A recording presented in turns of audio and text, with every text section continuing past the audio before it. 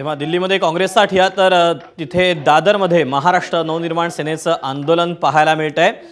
या आंदोलनामध्ये शर्मिला ठाकरे या देखील सहभागी झालेल्या आहेत। खरं तर गेल्या 2 दिवसांपासून ठाकरेंच्या शिवसेनेने देखील दादरमध्ये आंदोलन केलेलं होतं। उद्धव ठाकरे देखील या आंदोलनामध्ये सहभागी झालेले होते आणि त्यानंतर दादरमध्ये सीजेपीच्या समर्थनार्थ जे आंदोलन सुरू होतं त्या आंदोलनामध्ये आता राज ठाकरेंच्या पत्नी शर्मिला ठाकरे या देखील उपस्थित राहिलेल्या आहेत। त्यांनी देखील या विद्यार्थ्यांना आपला पाठिंबा दर्शवलेला आहे। तर तिथे दिल्लीमध्ये काँग्रेसचा ठिया पाहायला मिळतोय। पंतप्रधान मोदींच्या निवासस्थानाबाहेर जवळपास 1.5 तासाहून अधिकचा काळ लोटलेला आहे।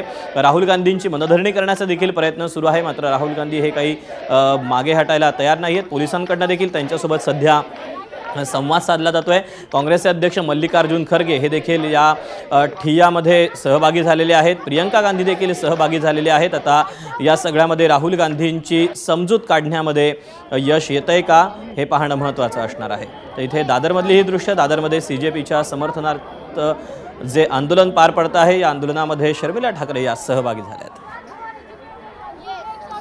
दरम्यान महाराष्ट्र नवनिर्माण सेनेचे युवा नेते अमित ठाकरे हे देखील समर्थन देण्यासाठी या आंदोलनामध्ये सहभागी झालेले आहेत।